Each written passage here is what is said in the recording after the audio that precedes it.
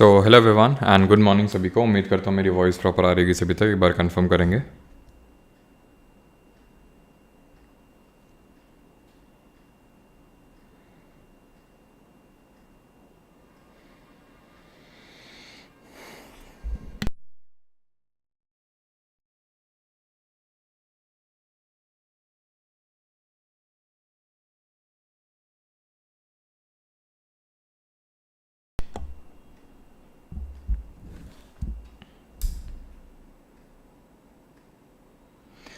Book का काफ़ी लोग पूछ रहे हैं। बुक इसी वीक आपकी आ जाएंगी, ठीक है।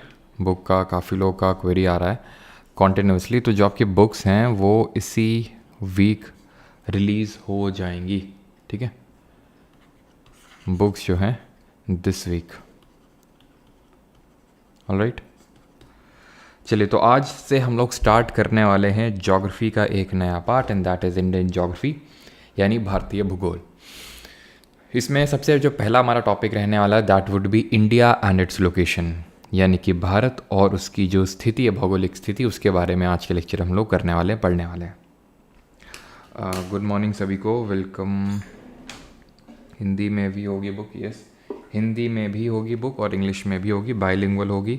बुक स्टॉल्स पे दैट इज़ ऑफलाइन भी अवेलेबल होगी और ऑनलाइन भी अवेलेबल होगी, ठीक है।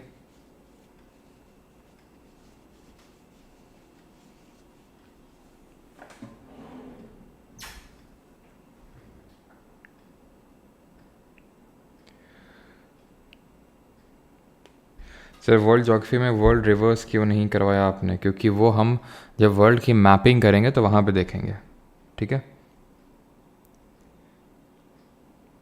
चलिए तो स्टार्ट करते हैं from the India and its location. सबसे पहले कुछ फैक्ट्स जो हमें पता होने चाहिए इंडिया के बारे में, और वो कुछ फैक्ट्स ये हैं कि अगर हम इंडिया की बात करें तो इंडिया किस नंबर पे रैंक करता है। इंडिया की रैंक कितनी है in terms of population and in terms of area both, यानी कि क्षेत्रफल की दृष्टि से इंडिया किस पोजीशन पे आता है पूरे वर्ल्ड पे, किस रैंक पे आता है, और पॉपुलेशन के टर्म्स में किस रैंक पे आता है।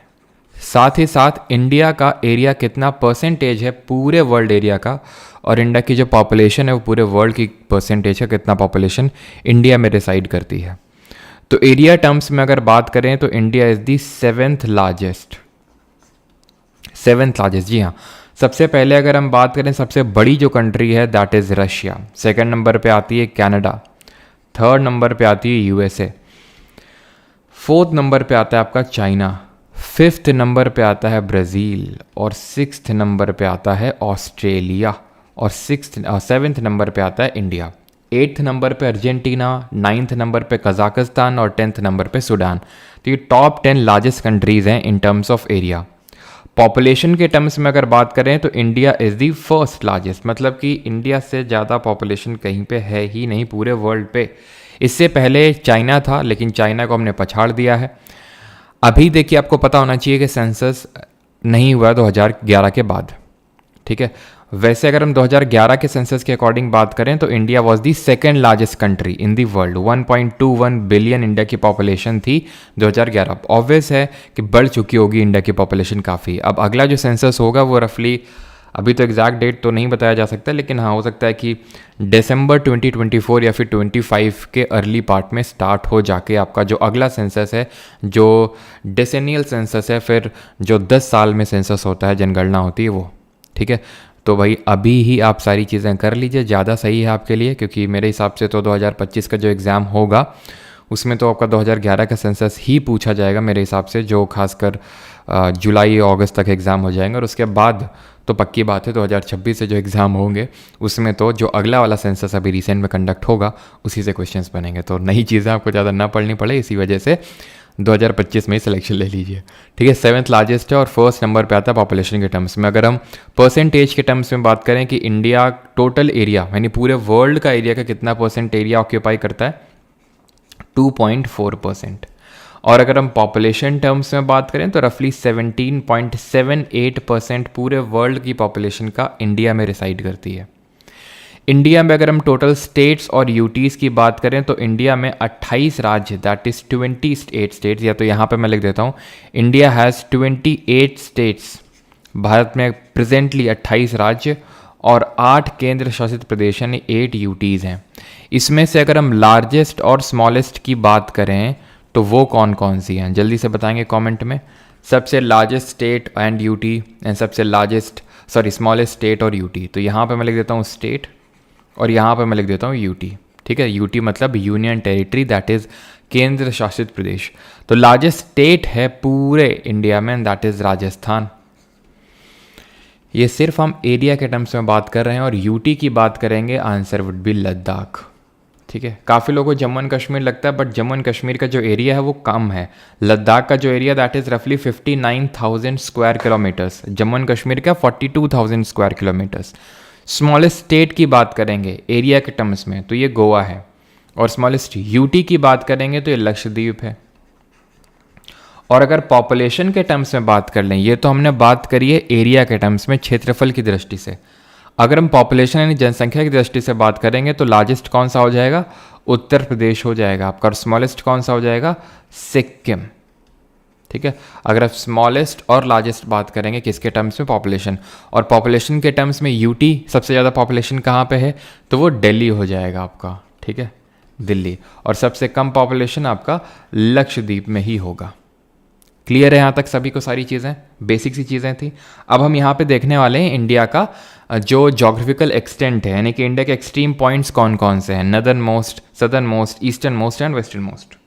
ठीक है, सबसे पहले तो आप ये बताओ कि स्टेट कौन से हैं। अगर मैं स्टेट की बात करूँ तो स्टेट्स का मतलब है कि सबसे नदर्न मोस्ट स्टेट कौन सा है, सदर्न मोस्ट कौन सा है, ईस्टर्न मोस्ट कौन सा है और वेस्टर्न मोस्ट कौन सा है। सबसे उत्तरी राज्य, दक्षिणी राज्य, पूर्वी राज्य और पश्चिमी राज्य। अभी हम सिर्फ पॉइंट्स की बात कर रहे हैं।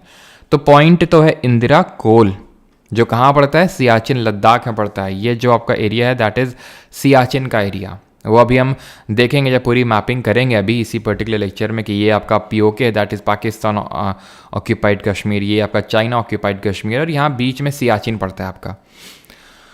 तो यहीं पे आपका सिचुएटेड है Indira col, northern most point. Southern most point है कन्याकुमारी, जिसको कि हम केप कैमोरिन के नाम से भी जानते हैं, तमिलनाडु में है ये पॉइंट। लेकिन ये मेन लैंड की जब बात करेगा तब, अगर हम ओवरऑल आइलैंड्स को भी इंक्लूड कर लेंगे तो ये आपको पता होना चाहिए हमारे Andaman and Nicobar group of islands है, और इसमें जो हमारा सबसे सदर्न मोस्ट टिप हो जाता है वो इंदिरा पॉइंट है, जो कि कन्याकुमारी से भी नीचे है। तो इसलिए इंदिरा पॉइंट इंडिया का सदर्न मोस्ट पॉइंट है ओवरऑल। और अगर सिर्फ मेन लैंड लिखेगा तो कन्याकुमारी होगा, और अगर मान लेते हैं वो कुछ स्पेसिफाई नहीं करता है और दोनों ऑप्शन में देता है कन्याकुमारी एंड इंदिरा पॉइंट, तो you will go with Indira point, जो कि ग्रेट निकोबार में है। अंडमान निकोबार का एक पार्ट है ग्रेट निकोबार। वेस्टर्न मोस्ट की अगर बात करें, गुजरात के गुहार मोती है, और ईस्टर्न मोस्ट अरुणाचल का किबितू है। ठीक है, इतनी चीज़ क्लियर। नदर्न मोस्ट स्टेट की अगर हम बात करेंगे तो ये हिमाचल प्रदेश है। हिमाचल, ये आप देख पा रहे हैं, ये हिमाचल प्रदेश है। ठीक है, क्योंकि ये लद्दाख है और ये स्टेट नहीं है, ये यूटी है। पहले तो जम्मू एंड कश्मीर पूरा स्टेट हुआ करता था, तो वी वुड से कि भाई नदर्न मोस्ट स्टेट इंडिया का जम्मू एंड कश्मीर है, लेकिन आपको पता है वो बाइफर्केट हो गया था 2019 में, जम्मू एंड कश्मीर और लद्दाख दो यूटी बन गए थे। सदर्न मोस्ट केरल नहीं है, ध्यान रखना है, तमिलनाडु है। ईस्टर्न मोस्ट अरुणाचल है और वेस्टर्न मोस्ट गुजरात है। क्लियर यहाँ तक? ये बहुत ही बेसिक सी चीज़ें हैं, बहुत बहुत बहुत बेसिक हैं। मतलब बहुत ज़्यादा क्वेश्चंस भी इतने बेसिक हैं, बहुत ज़्यादा क्वेश्चंस भी नहीं पूछे आते हैं, लेकिन कभी कभी पूछ लेता है, इसलिए हमें सारी चीज़ें पता होना ज़रूरी है, लेकिन बहुत ही बेसिक चीज़ें हैं। अब इंडिया का लैटिट्यूडिनल और लॉन्गिट्यूडिनल एक्सटेंट देखने वाले हैं, यानी भारत का अक्षांशीय और देशांतरीय विस्तार। अब इसका मतलब क्या है, तो इसी वजह से तो मैंने आपको लैटिट्यूड और लॉन्गिट्यूड शुरू में पढ़ाए थे कि आपको दिक्कत ना हो समझने में कि लैटिट्यूड क्या होते हैं और लॉन्गिट्यूड क्या होते हैं। तो लैटिट्यूड होते हैं हमारी हॉरिजॉन्टल जो लाइंस होती हैं जो हम ग्लोब पे ड्रॉ करते हैं। ये क्या होती है, इमेजिनरी लाइंस होती हैं, एक्चुअल में एग्जिस्ट नहीं करती हैं, बस इनको हम ड्रॉ करते हैं अपने पढ़ने के लिए सुविधानुसार। ठीक है, लॉन्गिट्यूडनल लाइंस क्या होती हैं, इस तरह से जो वर्टिकल लाइंस होती हैं, ये हम लोगों ने पढ़ा था क्या होती हैं, देशांतरीय रेखाएं होती हैं। ठीक, तो इंडिया का सबसे सदर्न मोस्ट कौन सा लैटिट्यूड है, कौन सा लैटिट्यूड है जो इंडिया के एकदम साउथ से होकर गुजरता है, तो ये है 8 डिग्री और 4 मिनट, 8 डिग्री एंड 4 मिनट। ठीक है, और ये है आपका 30 से, यहाँ पे मैं लिख देता हूँ इंडिया का जो लैटिट्यूडनल एक्सटेंट है वो कहाँ से कहाँ तक है। तो सबसे सदर्न मोस्ट है 8 डिग्री 4 मिनट से लेकर 37 डिग्री 37 डिग्री 6 मिनट तक, ये आपका ये। लॉन्गिट्यूडनल एक्सटेंट, अब लॉन्गिट्यूड्स क्योंकि इस तरह की वर्टिकल लाइन्स होती हैं, तो इंडिया कौन सा लॉन्गिट्यूड है जो इंडिया के ईस्टर्न मोस्ट से होकर गुजरता है, कौन सा वेस्टर्न मोस्ट से होकर गुजरता है। तो जब हम लॉन्गिट्यूड की बात करते हैं, और ये क्या है 8 degree 4 minute north, 37 degree 6 minute north, क्योंकि ये चीज़ हम पढ़ चुके हैं कि जो इक्वेटर होती है भूमध्य रेखा 0 डिग्री जो लैटिट्यूड होता है वो पूरे अर्थ को 2 इक्वल पार्ट्स में डिवाइड करता है, ऊपर वाले को नदर्न तो नीचे वाले को सदर्न हेमिस्फीयर यानी कि उत्तरी और दक्षिणी गोलार्ध बोलते हैं। इंडिया सिचुएटेड है आपका नदर्न आपका जो हेमिस्फीयर है उसमें, तो इसलिए हम एन का इस्तेमाल करेंगे। लॉन्गिट्यूडनल एक्सटेंट की बात करेंगे तो ये है 68 डिग्री 7 मिनट ईस्ट। अब हम ईस्ट का इस्तेमाल क्यों कर रहे हैं, क्योंकि प्राइम मेरिडियन इंडिया के वेस्ट में है, तो प्राइम मेरिडियन जो 0 डिग्री है जिसको ग्रीनविच मीन टाइम के नाम से भी जानते हैं, सारी चीज़ें हमें पता है, पहले ही पढ़ चुके हैं वर्ल्ड ज्योग्राफी में।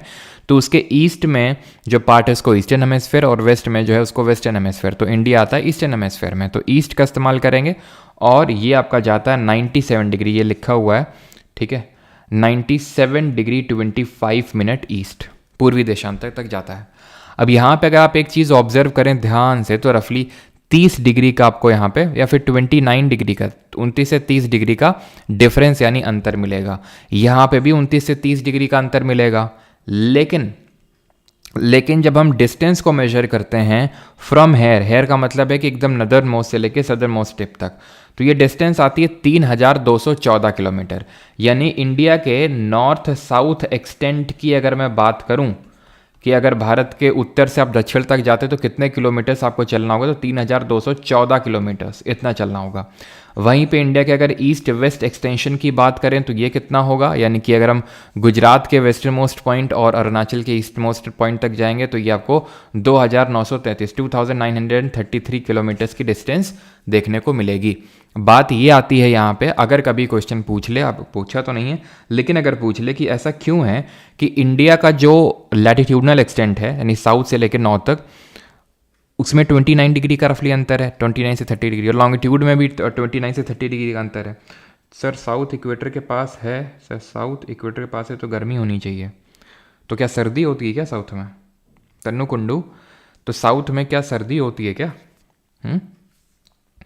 तो यहाँ पे अगर हम बात करें और उतनी गर्मी क्यों नहीं होती है वो भी हम आगे देखेंगे अगर आपका ये है, क्योंकि यहाँ पे मॉडरेटिंग इन्फ्लुएंस आ जाता है सी का, और शायद हो सकता है कि आपको पता और आप पूछना चाह रहे हो कि देखते हैं पता है सर को कि नहीं पता है, ठीक है, तो वो भी जो भी आपका कारण हो वो आगे देखेंगे।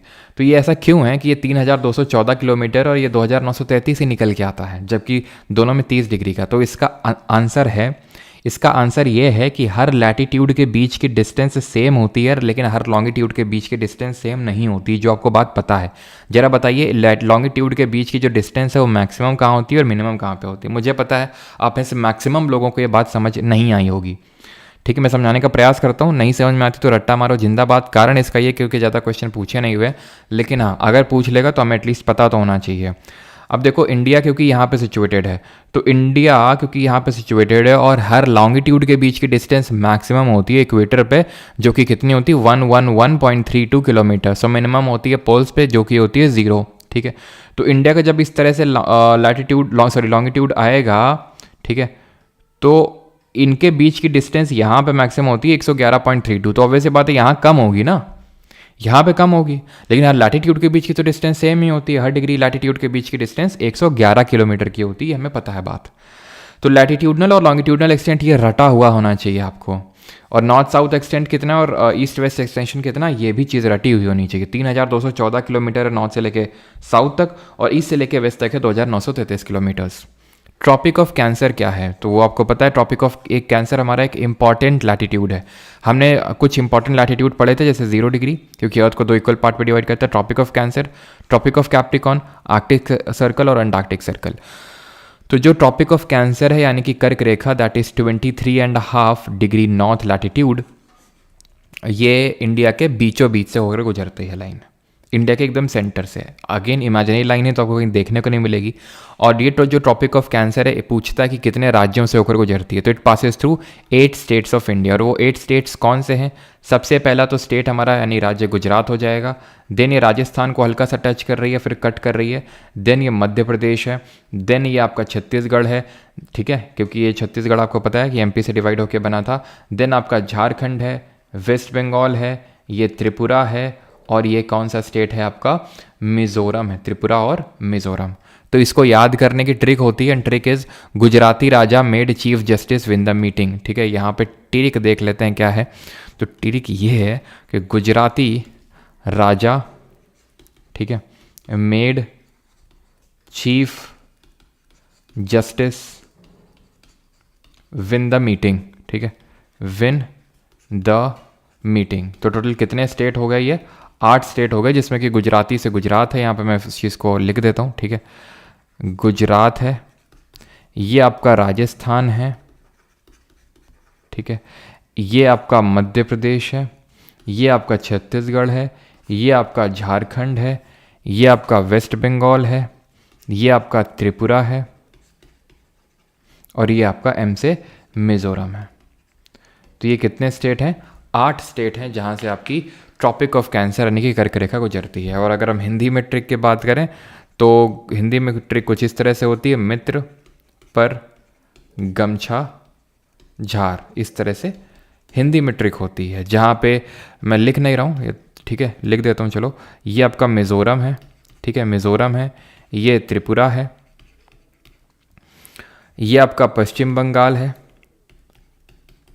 रा से राजस्थान हो जाएगा, ठीक है, ग से गुजरात हो जाएगा, म से मध्य प्रदेश हो जाएगा, ठीक है, मध्य प्रदेश, छ से छत्तीसगढ़ हो जाएगा, ठीक है, छत्तीसगढ़, और झार से झारखंड हो जाएगा, ठीक है, झारखंड।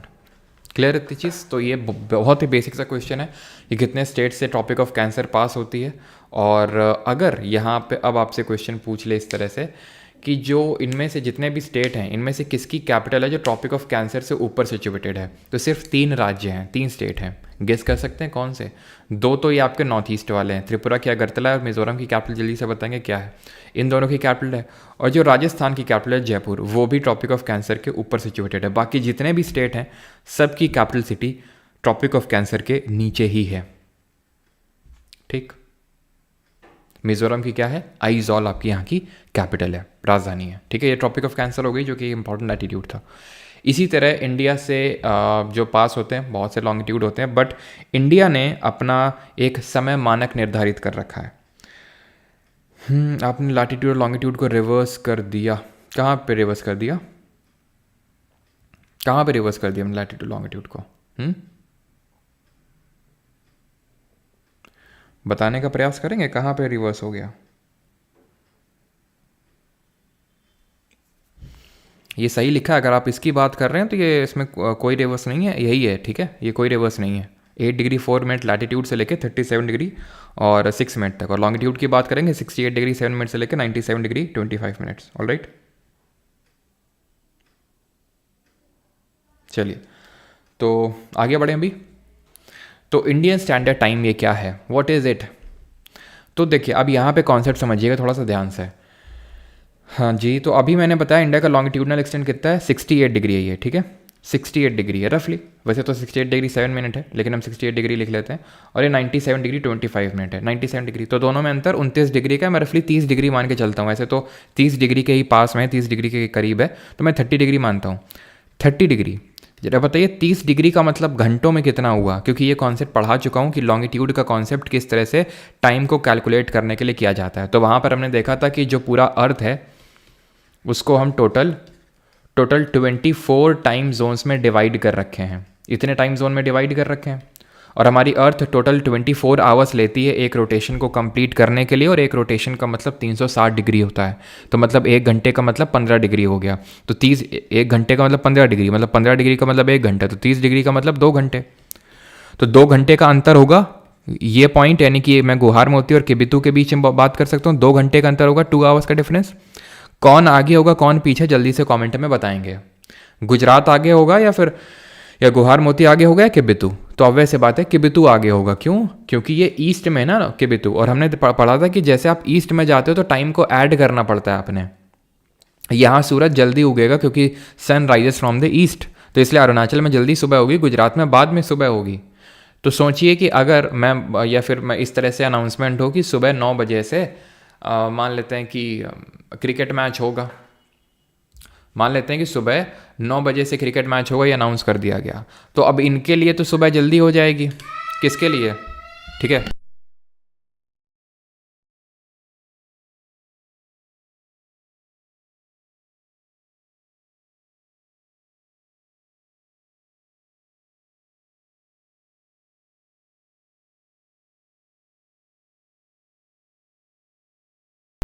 ठीक है, तो मान लेते हैं कि अनाउंसमेंट होता है कि सुबह 9 बजे से, ठीक है, मॉर्निंग 9 AM से एक क्रिकेट मैच खेला जाएगा।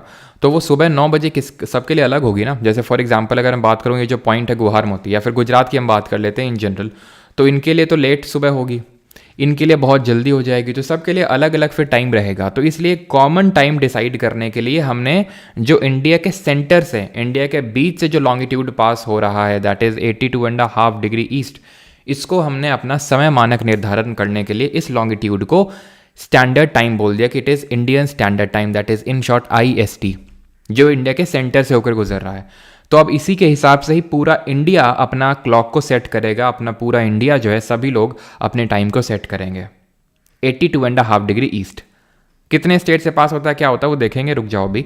लेकिन अगर आपको याद हो तो मैंने ये कॉन्सेप्ट जब पढ़ाया था थोड़ा सा लॉन्गिट्यूड का टाइम वगैरह, तो मैंने आपको बताया था, मैं आपको वहाँ पे बताऊंगा जब ये इंडियन ज्योग्राफी पढ़ेंगे कि क्यों मल्टीपल टाइम जोन्स होते हैं, सारी चीज़ें। तो जैसे कि अगर मैं बात करूँ पूरे वर्ल्ड में सबसे ज़्यादा जो टाइम जोन्स हैं वो फ्रांस के हैं, 12 टाइम जोन्स हैं, ठीक है। और रशिया की अगर बात करें तो 11 टाइम जोन्स हैं। ऐसे US के भी 11 टाइम जोन्स हैं अगर उसकी बाकी टेरिटरीज़ मिला लें, ठीक है। फ्रांस का तो एक एक्सेप्शनल केस है, फ्रांस को भी मैं बाद में डील करूँगा। रशिया हो गया, US हो गया, इन्होंने क्यों 11 टाइम जोन्स, हमारा ये एक है, एक 82.5 डिग्री ईस्ट, रशिया जैसे कंट्रीज़ ने क्यों 11 टाइम जोन्स अपने डिसाइड कर रखे हैं US, क्योंकि इनका लॉन्गिट्यूडनल जो एक्सटेंट है ना वो बहुत ज़्यादा है, देशांतरीय विस्तार बहुत ज़्यादा है। आप सोचिए कि इनके बीच में रशिया और रशिया का जो वेस्टर्न मोस्ट पॉइंट है और ये जो ईस्टर्न मोस्ट पॉइंट है, या ठीक है, इनके बीच में अंतर है 4 घंटे का, ठीक है, 4 आवर्स का अंतर है। अब अगर रशिया, ठीक है, मान लेते हैं कि एकदम सेंटर से जो लाइन पास हो रही है उसी को बोल देते हैं कि ये समय मानक होगा, मान लेते हैं इसी को समय मानक निर्धारण कर लेता है रशिया। फिर इंडिया का एग्जांपल ले लो, ठीक है, चलो रशिया का ही मान लेते हैं कि ये इसने अपना जो बीच से पास हो रहा है उसको डिसाइड कर लिया।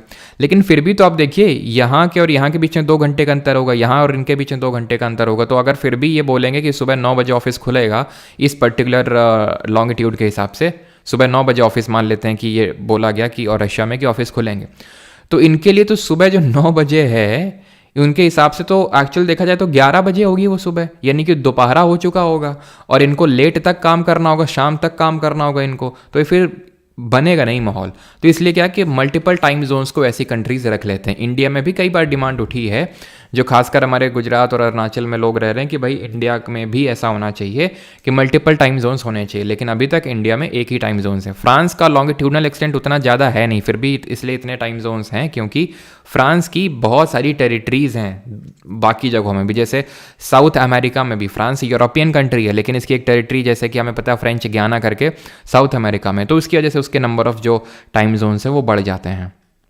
क्लियर इतनी चीज़ कि मल्टीपल टाइम जोन्स रशिया में, फ्रांस में सबसे ज़्यादा है, रशिया में 11 है, US में भी कहीं कहीं 9 कहीं कहीं 11 दिया रहता है, क्योंकि 2 उसकी और टेरिटरीज़ हैं, उसको मिला लेंगे तो 11 हो जाएंगी। फ्रांस की भी कहीं कहीं 13 दिए रहते हैं, एक टेरिटरी को फ्रांस क्लेम करता है कि हमारी है, अगर उसको जोड़ लेंगे तो 13 हो जाएंगे, नहीं तो 12 ही होंगे, ठीक है। इतनी चीज़ क्लियर कि क्यों मल्टीपल टाइम जोन्स होते हैं। अब ये जो इंडियन स्टैंडर्ड टाइम है वो कितने स्टेट से होकर गुजरता है, तो ये टोटल आपके 5 स्टेट्स, कौन कौन से 5 स्टेट सर, प्लीज़ ये डाउट क्लियर कर दीजिए कि नॉर्थ से साउथ वाली लाइंस को आपने लैटिट्यूड क्यों माना। अभी बताते हैं, रुको, क्यों माना है भाई मैंने लैटिट्यूड, इसी को तो माना है, ये वाली लाइंस जो ईस्ट वेस्ट रन कर रही हैं, लेकिन इनको हम नॉर्थ और साउथ से तो डिनोट करते हैं। कहाँ पे, मतलब क्या आप पहली बार इस लेक्चर में आए हैं क्या? इसीलिए मैंने वर्ल्ड ज्योग्राफी शुरू में पढ़ा दी थी, क्योंकि मुझे पता था अगर मैं इंडियन ज्योग्राफी से शुरू करूंगा तो यही डाउट आएंगे कि लैटिट्यूड क्या है, एन क्यों लिख दिया, एस क्यों नहीं लिखा, ई क्या है, डब्ल्यू क्या है, ये ठीक है। चलो ये सब हम पढ़ चुके हैं आराम अच्छे से, ठीक है। तो ये मौका, ये ईस्ट वेस्ट लाइन जो है ईस्ट वेस्ट रन करती हैं, लेकिन इनके लिए हम एन और एस का यूज़ करते हैं, ठीक है। MOUCA, मौका से हम इसको याद करते हैं। M से क्या है, मध्य प्रदेश है, O से ओडिशा है, U से यूपी यानी कि उत्तर प्रदेश है, C से छत्तीसगढ़ है, C से क्या है, छत्तीसगढ़ है, और ए से क्या है, आंध्रा है, ठीक है, ए से है आंध्र प्रदेश। ये इंडियन स्टैंडर्ड टाइम को जो 82.5 डिग्री ईस्ट है, ये मिर्ज़ापुर से पास होती है। मिर्ज़ापुर क्लॉक टावर भी इसीलिए इसको बोल देते हैं, उत्तर प्रदेश के मिर्ज़ापुर से, ठीक है, वहाँ पे क्लॉक टावर भी बना हुआ है। क्वेश्चन कभी कभी पूछ लेता है कि ये जो ट्रॉपिक ऑफ कैंसर है और जो इंडियन स्टैंडर्ड टाइम है, दोनों मिलते कहाँ पे हैं? दे मीट एट, दोनों कहाँ मिलते हैं? तो दोनों मिलते हैं हमारे घर के पीछे, ठीक है, दोनों मिलते हैं छत्तीसगढ़ में, ठीक है, छत्तीसगढ़ में एक कोरिया नाम की जगह है, ठीक है, कोरिया नाम की, बैकुंठपुर डिवीजन में आती है, वहाँ पे दोनों मिलते हैं। इंडिया की इंटरनेशनल बाउंड्री अब हम देखने वाले हैं। बेसिक्स हमने जान लिए इंडिया के बारे में कि क्या, कितना सारी, क्या मतलब कौन से नंबर पे आता है एरिया के टर्म्स में, पॉपुलेशन के टर्म्स में, और कितना परसेंटेज है उसका। अब हम यहाँ पे देखेंगे इसकी इंटरनेशनल बाउंड्री, ठीक है। इंटरनेशनल बाउंड्री में देखो, इंटरनेशनल बाउंड्री देखेंगे हम, कोस्टल बाउंड्री देखेंगे हम, सी बाउंड्री देखेंगे, सारी चीज़ें देखेंगे। लेकिन मेन इंपॉर्टेंट जो है वो लार्ज चंक इस पूरे लेक्चर का वो है इंडिया की इंटरनेशनल बाउंड्री के बारे में। तो इंडिया की इंटरनेशनल बाउंड्री का मतलब ये है कि किन किन कंट्रीज़ से, किन किन देशों से भारत अपना सीमा को साझा करता है, उसको बोलते हैं उसकी इंटरनेशनल बाउंड्री। यहाँ आपसे देख रहे हैं आप, पाकिस्तान से शुरू हो रही है इंडिया की जो इंटरनेशनल बाउंड्री है, यहाँ से शुरू हो रही है और यहाँ पे ख़त्म हो रही है, म्यांमार तक जा रही है ये। तो ये जो पूरा हरा हरा आपको दिख रहा है, तो ये इंडिया की इंटरनेशनल बाउंड्री है। Trick to learn countries sharing boundary with India. क्या ट्रिक है? तो इसकी ये है बचपन में MBA। आई होप आप में से काफ़ी लोगों को ये ट्रिक पता होगी, बहुत ही बेसिक सी है, ठीक है, लेकिन फिर भी क्वेश्चंस रिपीटेडली आते हैं इसमें। तो बचपन में MBA ये ट्रिक है हमारे लिए, जो हमें कंट्रीज़ याद रखने में हेल्प करेगा, ऑर्डर में याद रखने में हेल्प करेगा जिनके साथ हम बाउंड्री शेयर करते हैं। तो सबसे पहली है हमारी B से बांग्लादेश, ठीक है, बांग्लादेश है। CH से चाइना है, P से पाकिस्तान है, N से नेपाल है, M से म्यांमार है, B से भूटान है, और A से अफ़गान है, दैट इज़ अफ़गानिस्तान। ये 7 देशों के साथ इंडिया बाउंड्री शेयर करता है, 7 कंट्रीज़ के साथ। 8 राज्यों से ट्रॉपिक ऑफ कैंसर गुजरती है, 5 राज्यों से Indian standard time that is जो भारतीय समय मानक है 82.5 डिग्री ईस्ट वो गुजरता है, और 7 कंट्रीज़ 7 देशों से इंडिया अपनी इंटरनेशनल बाउंड्री शेयर करता है, जिसमें सबसे लंबी है बांग्लादेश के साथ और सबसे कम है अफगानिस्तान के साथ। जी हाँ, ये ऑर्डर में है। टोटल इंडिया की जो इंटरनेशनल बाउंड्री की लेंथ है, वो लेंथ है टोटल 15,106 किलोमीटर की, टोटल, ये टोटल लेंथ है। उसमें से बांग्लादेश की अगर बात करें तो बांग्लादेश के साथ हम 4,096 किलोमीटर 4,096 किलोमीटर की बाउंड्री शेयर करते हैं। वहीं अगर हम बात करें चाइना के साथ, सबको आपको याद नहीं रखना है, 3 याद कर लो शुरू के, 3,488 किलोमीटर है ये। पाकिस्तान की अगर बात करें तो 3,323, या फिर आपको अगर याद रखना है आसानी से तो 3,333 ऐसे याद कर लो, ठीक है। ज़रूरी थोड़ी ना कि ऑप्शन में इसी तरह होगा, नहीं 333 मतलब वो जो 333 ऑप्शन में होगा ही होगा, तो आपको तुरंत याद आ जाएगा कि भाई मैंने जो सेकंड लास्ट वाला 2 था उसको रिप्लेस करके 3 ऐड किया था, तो याद करने के लिए हो जाएगा। और अफगानिस्तान के साथ याद कर लीजिएगा, दैट इज़ 106 किलोमीटर जो शॉर्टेस्ट है। कहीं कहीं पे आप देखोगे तो अफगानिस्तान के साथ बाउंड्री नहीं शेयर करता है इंडिया, ऐसा दिखाया जाता है, बट अभी मैं दिखाऊंगा वो क्यों ऐसा है, ठीक है।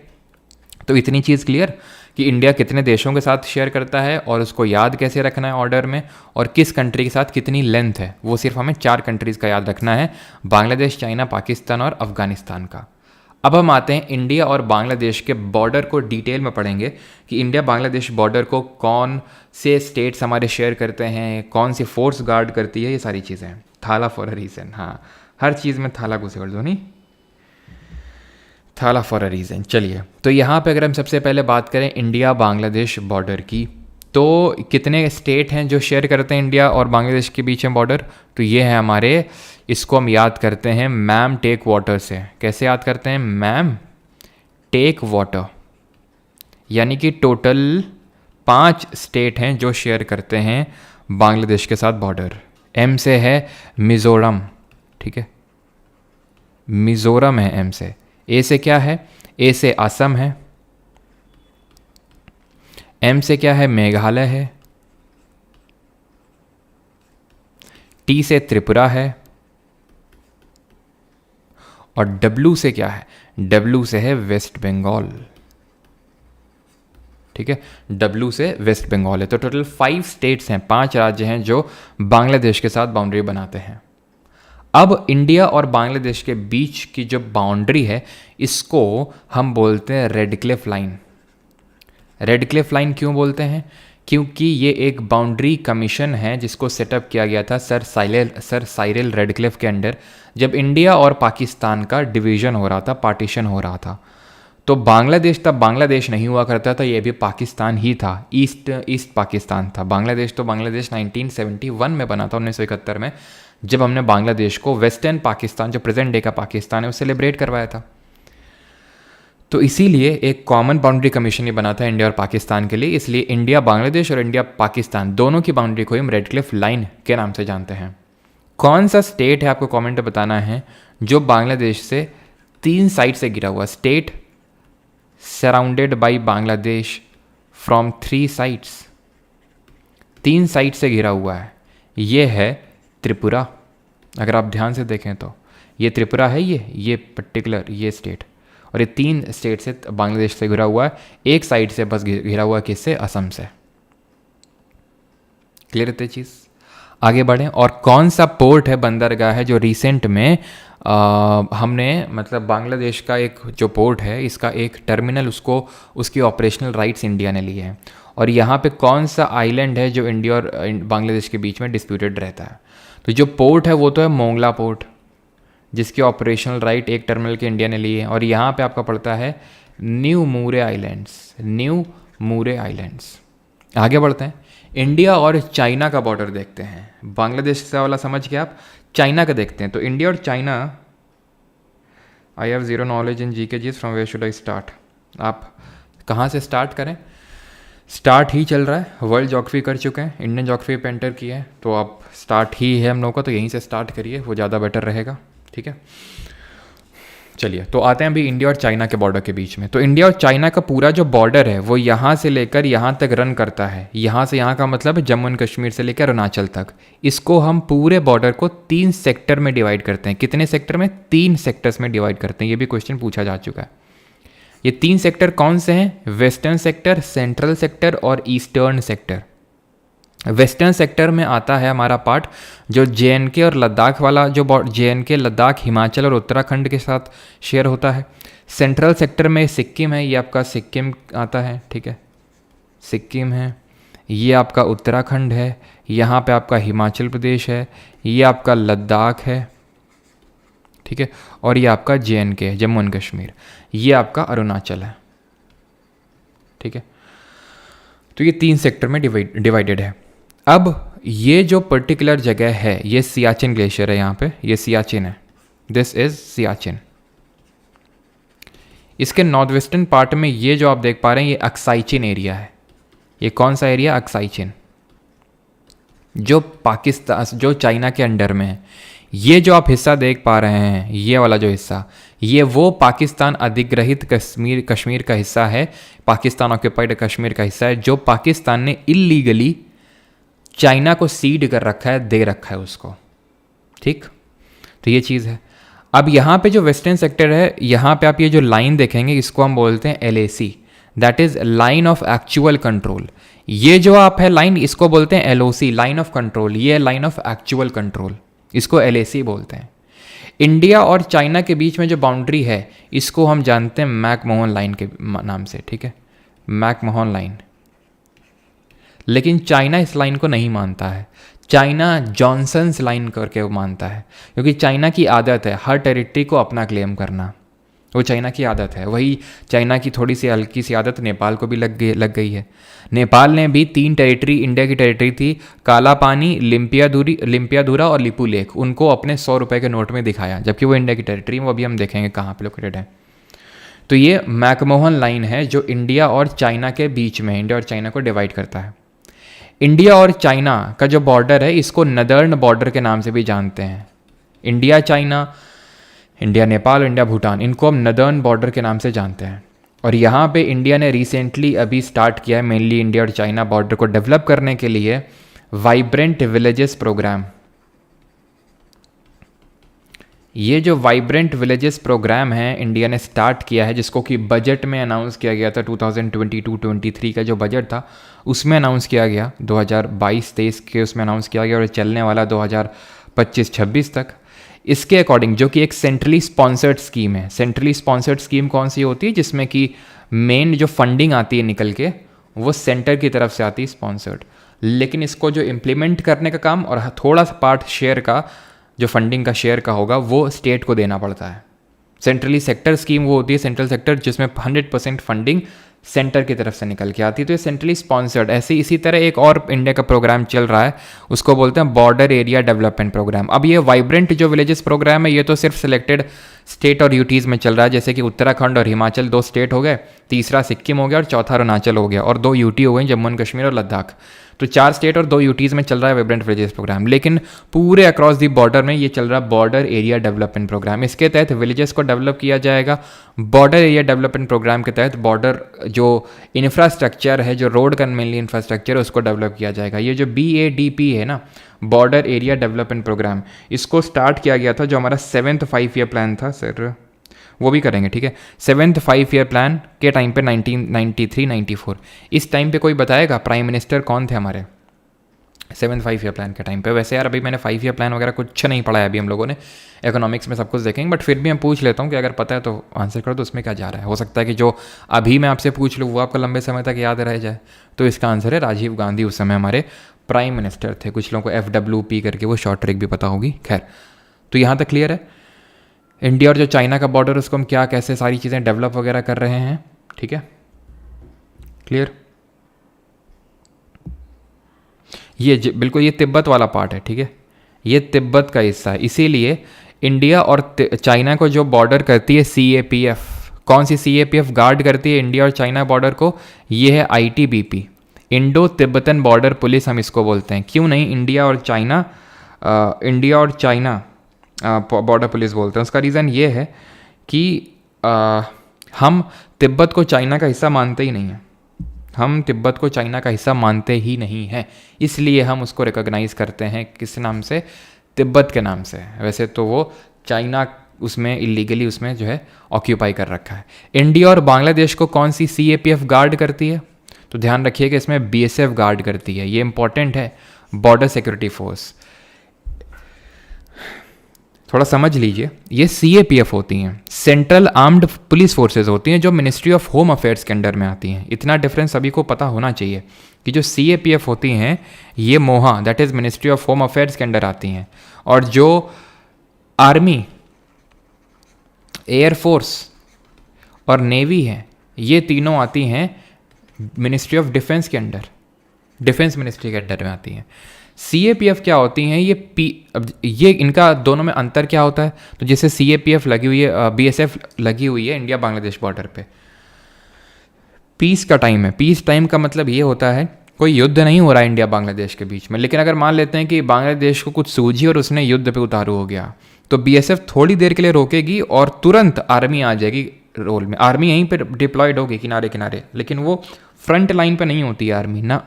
वो क्या होगी, पीस टाइम में जब कुछ सब शांति का माहौल है तो CAPF रहेगी आगे, स्मगलिंग रोकना, ह्यूमन ट्रैफिकिंग रोकना, जो इन्फ्लक्स होता है, इंसर्जेंसी होता है, उसको रोकना, छोटे छोटे जो चीज़ें होती हैं उनको रोकना CAPF का काम होता है। लेकिन अगर युद्ध हो गया, वॉर टाइम कंडीशन हो गई, तो BSF जो भी आपकी CAPF लगी हुई है बॉर्डर पे थोड़े टाइम के लिए रोकेगी, वो हटेगी पीछे, और आर्मी एकदम आर्मी एयरफोर्सेज जो हमारी डिफेंस है, डिफेंस फोर्सेज, वो तुरंत एक्शन में आ जाएंगी, और देन उस केस में CAPF उनको पीछे से असिस्ट करने का काम करेंगी। ये होता है इनका काम, ठीक है। तो वहाँ पे BSF लगी हुई है इंडिया बांग्लादेश पे, और इंडिया चाइना पे ITBP लगी हुई है। अब आते हैं हमारे सबसे प्यारे border, and that is India और पाकिस्तान के बॉर्डर के बीच में। इंडिया जो पाकिस्तान का बॉर्डर है, ये आपको पता है गुजरात, राजस्थान, पंजाब, ये हमारे 3 राज्य हैं, और 2 यूटी जम्मू एंड कश्मीर और लद्दाख के साथ लगता है, ठीक है। अब इसमें तो आई थिंक ट्रिक की कोई ज़रूरत होनी नहीं चाहिए। इन दोनों के बीच की जो लाइन है उसको हम बोलते हैं रेड क्लिफ लाइन, जैसे इंडिया और बांग्लादेश के बीच में, ठीक है, रेड क्लिफ लाइन है। और इंडिया और पाकिस्तान के बीच का जो ये वाला पार्ट है, इसको हम LOC लाइन ऑफ कंट्रोल बोलते हैं। यहाँ पे सीज़ फायर है। सीज़ फायर का मतलब एक एग्रीमेंट है कि भाई तुम यहाँ क्रॉस नहीं करोगे और हम उसको क्रॉस नहीं करेंगे। ये वाला पार्ट मैंने आपको दिखाया था, इलीगली दे रखा है चाइना को। यहाँ सियाचिन ग्लेशियर और ये आपका अक्साइचिन का एरिया है जो चाइना ने ऑक्यूपाई कर रखा है इलीगली। क्लियर है यहाँ तक सभी को? इंडिया और पाकिस्तान का जो बॉर्डर है उसके बीच में कौन सी फोर्स है? बीएसएफ ही आपकी है जो इंडिया और बांग्लादेश के बीच में, बॉर्डर सिक्योरिटी फोर्स। अच्छा, कमेंट में आप कोई बताएगा कि सबसे बड़ी हमारी सीएपीएफ कौन सी है? सबसे बड़ी बीएसएफ का मतलब है सबसे ज़्यादा उसमें पर्सनल्स हैं, और सबसे पुरानी कौन सी है? तो ये चीज़ क्लियर हो गया पाकिस्तान तक कि पाकिस्तान के साथ कौन से स्टेट और यूटीज़ बाउंड्री बनाते हैं, और एलओसी क्या है? लाइन ऑफ कंट्रोल इंडिया और पाकिस्तान के बीच में। Line of actual control India और चाइना के बीच में थी। रेड क्लिफ लाइन क्या है? ठीक है, तो मैंने क्या क्वेश्चन पूछा था आपसे, सबसे बड़ी और सबसे पुरानी। तो सबसे बड़ी तो आपकी सीआरपीएफ है, central reserve police force, CRPF, और सबसे पुरानी भी सीआरपीएफ है जब तक कि असम राइफल्स ऑप्शन में ना हो। अगर असम राइफल्स ऑप्शन में है तो असम राइफल्स होगा। ठीक है, असम राइफल्स को मैंने क्यों सीएपीएफ में नहीं गिनाया था? बिकॉज असम राइफल के ऑपरेशनल और जो मैनेजरियल जो अधिकार हैं वो अलग अलग मिनिस्ट्रीज़ के पास हैं। ठीक है, Assam rifle ministry of home affairs के अंडर में भी आता है और डिफेंस में भी आता है। ठीक है, तो इसका जो कंट्रोल और रेगुलेशन है ना वो आपका पूरा डिफेंस के अंडर में जाता है। तो ये एक तरह की हम बोल सकते हैं कि थोड़ी थोड़ी सीएपीएफ है, थोड़ी थोड़ी डिफेंस फोर्स टाइप है असम राइफल, पूर्णता नहीं है। ठीक है, लेकिन अगर सबसे पुरानी पूछेगा तो सीआरपीएफ से भी पुरानी असम राइफल है, और असम राइफल ऑप्शन में नहीं होगी तो सीआरपीएफ है। अभी आते हैं नेपाल के साथ कौन कौन से स्टेट हमारे बाउंड्री बनाते हैं। तो नेपाल के साथ उत्तराखंड है, सिक्किम है, वेस्ट बंगाल है, बिहार और उत्तर प्रदेश है। इसको याद कैसे रख सकते हैं? तो इसको हम सुबू करके याद कर सकते हैं। ठीक है, बाकी आपके ऊपर डिपेंड करता है आप कैसे याद करना चाहते हो, लेकिन अगर आपको ट्रिक से याद करना है तो मैं बता देता हूँ आपको, सुब्बू करके। ठीक है, एस से सिक्किम है, यू से उत्तर प्रदेश है, बी से बिहार है, बी से बंगाल है, और यू से उत्तराखंड है, दैट इज़ यूके है। अब यूके की 3 टेरिटरीज़ हैं यहाँ पे आपको देखने को मिलेंगी। ठीक है, यहाँ पे सॉरी रेड से लिखते हैं। ठीक है, यहाँ पे पड़ती है आपकी काला पानी टेरिटरी जो इंडिया और नेपाल के बीच में डिस्प्यूटेड है। काला पानी होगी लिम्पियाधुरा और लिपुलेख, ये तीनों ही वो पार्ट हैं, लिम्पियाधुरा और लिपुलेख जो इन तीनों मतलब जो इंडिया और नेपाल के बीच में डिस्प्यूटेड रहती। मेन तो डिस्प्यूट में काला पानी थी, लिम्पियाधुरा और लिपुलेख नहीं थे अभी तक, लेकिन वो तो नेपाल ने जानबूझ के इंस्टिगेट करने के लिए अपने 100 रुपीज़ के नोट में उसको रखा। तो नेपाल के साथ कौन कौन से बॉर्डर करते हैं और कैसे याद करना है वो ध्यान रखिएगा। बाकी इंडिया और नेपाल के बीच में जो बाउंड्री है ये एक ट्रीटी हुई थी ब्रिटिशर्स के साथ नेपालियों की, ट्रीटी ऑफ सुगौली इसको बोलते हैं। ठीक है, ट्रीटी ऑफ सुगौली बोलते हैं इसको। और ये जो ट्रीटी ऑफ सुगौली कब हुई थी, या फिर सगौली, ट्रीटी ऑफ सगौली, ये हुई थी आपकी 1816 में, 1816 में, जिसके थ्रू इंडिया और नेपाल के बीच के जो बॉर्डर है उसको डिमार्केट किया गया था। ये एक्सेप्ट किया गया था कि क्या क्या इंडिया और नेपाल के बीच की बाउंड्री होगी। And let me tell you, India और नेपाल का जो बॉर्डर है ये ओपन बॉर्डर है। ओपन बॉर्डर का मतलब होता है कि यहाँ पे इस तरह का कोई फोर्सेस वगैरह बहुत ज़्यादा, फोर्स तो है, सीएपीएफ है, कौन सी सीएपीएफ है जरा बताइए, लेकिन फ्री मूवमेंट अलाउड है यहाँ पे, फ्री मूवमेंट अलाउड है, जो कि India, China, India, Pakistan border पे नहीं है। यहाँ पे फ्री मूवमेंट अलाउड है। और यहाँ पे हमारी रहती है SSB, मतलब कि सशस्त्र सीमा बल। इनको पीसफुल बॉर्डर माना जाता है, सशस्त्र सीमा बल। जब सर ओपन बॉर्डर है तो क्यों ये डिप्लॉयड है? भाई डिप्लॉय तो करना ही पड़ेगा फोर्स को। ह्यूमन ट्रैफिकिंग, स्मगलिंग, ठीक है, और ड्रग स्मगलिंग जो वगैरह हो गया, ये सब तो होता ही है ना बॉर्डर्स पे, तो उसको रोकने के लिए SSB लगी हुई है। अब आते हैं इंडिया और भूटान के बॉर्डर को देख लेते हैं। ठीक है, तो ये हमारा प्यारा सा छोटा सा कंट्री है भूटान, बड़ा ही पीसफुल कंट्री है जिसके साथ हमारे रिलेशंस बहुत अच्छे हैं। ठीक है, जरा कमेंट में बताएंगे भूटान की ऑफिशियल लैंग्वेज क्या है? भूटान की ऑफिशियल लैंग्वेज क्या है?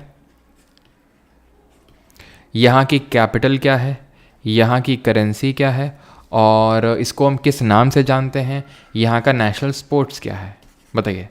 तो भूटान की अगर हम बात करें तो ये शेयर करता है बाउंड्री, सिक्किम है, ये वेस्ट बंगाल है, ये अरुणाचल है और ये असम है। तो 4 राज्यों के साथ ये बाउंड्री शेयर करता है, जिसको कि हम बी से भूटान और बी से बासा से याद रख सकते हैं। इसको कैसे? बासा करके याद कर सकते हैं। और बासा से कैसे याद रहेगा ये? तो बासा से ऐसे याद रहेगा, बी से आपका हो जाएगा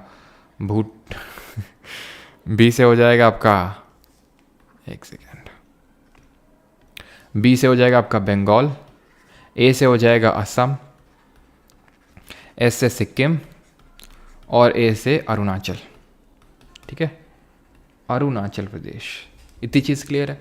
ऑफिशियल लैंग्वेज यहाँ की जोंखा है। क्या है? जोंखा। कैपिटल यहाँ की है थिम्फू। करेंसी की यहाँ की क्या है? नगल्ट्रम। इसको हम लैंड ऑफ थंडरबोल्ट के नाम से जानते हैं, लैंड ऑफ थंडरबोल्ट। और स्पोर्ट्स यहाँ का है आर्चरी नेशनल, जिसको कि हम तीरंदाजी के नाम से जानते हैं। ठीक है, क्लियर यहाँ तक? आई थिंक सभी लोगों ने सही आंसर दिया है। सर रतन टाटा सर के लिए 2 शब्द और 2 मिनट में, बिल्कुल 2 शब्द लास्ट में, सारी चीज़ें है ना।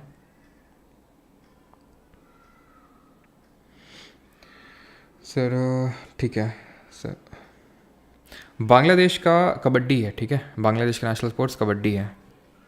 और ढाका यहाँ की कैपिटल है, टका यहाँ की करेंसी है। आई थिंक पता होगा सभी को, नहीं पता तब लिख देता हूँ। तो कबड्डी है, इन शॉर्ट ही लिख देता हूँ यहाँ पे। कबड्डी यहाँ का नेशनल स्पोर्ट है, ढाका कैपिटल है, टका करेंसी का नाम है। ठीक, क्लियर। आगे बढ़ते हैं अभी और अगला कंट्री देखते हैं, दैट इज़ म्यांमार। ये है हमारा म्यांमार। म्यांमार अगर हम देखें तो इंडिया के ईस्ट में लोकेटेड है। और इसके साथ कौन कौन सी स्टेट्स हमारे बॉर्डर करते हैं उसको याद करना बड़ा आसान है। अरुणा मामी। ठीक है, अरुणा मामी।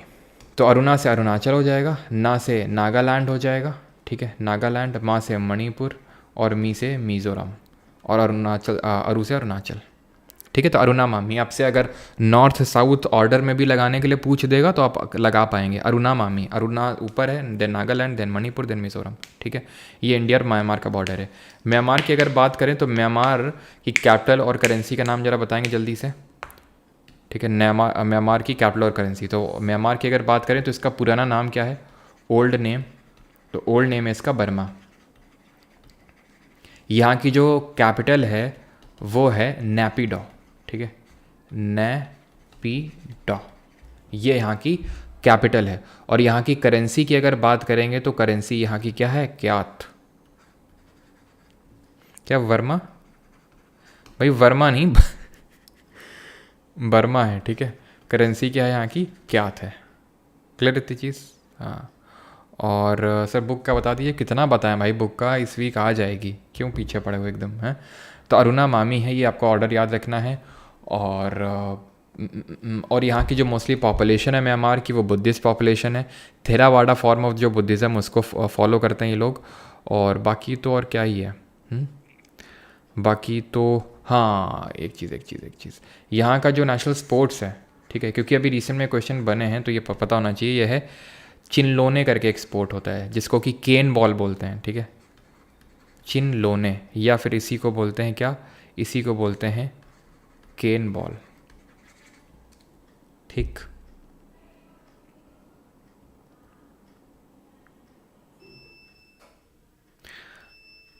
चलिए आगे बढ़े। अभी यहाँ तक किसी को डाउट तो नहीं है?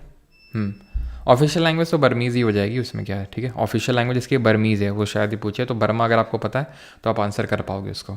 क्लियर, आगे बढ़ते हैं और आखिरी कंट्री देखते हैं, दैट इज़ अफगानिस्तान। ये इंडिया है हमारा। ठीक है, ये आपको पता है ये इंडिया है। ये जो बॉर्डर आप देख पा रहे हैं इसको मैं रेड से ड्रॉ करता हूँ, इंडिया ये वाला जो बॉर्डर है। ठीक है, तो ये जम्मू एंड कश्मीर है, ये पाकिस्तान अधिग्रहित कश्मीर है। पाकिस्तान अधिग्रहित कश्मीर यानी पाकिस्तान ऑक्यूपाइड कश्मीर, ये इंडिया का पार्ट है। इसलिए हम ये मानते हैं कि इंडिया अफगानिस्तान के साथ बाउंड्री शेयर करता है।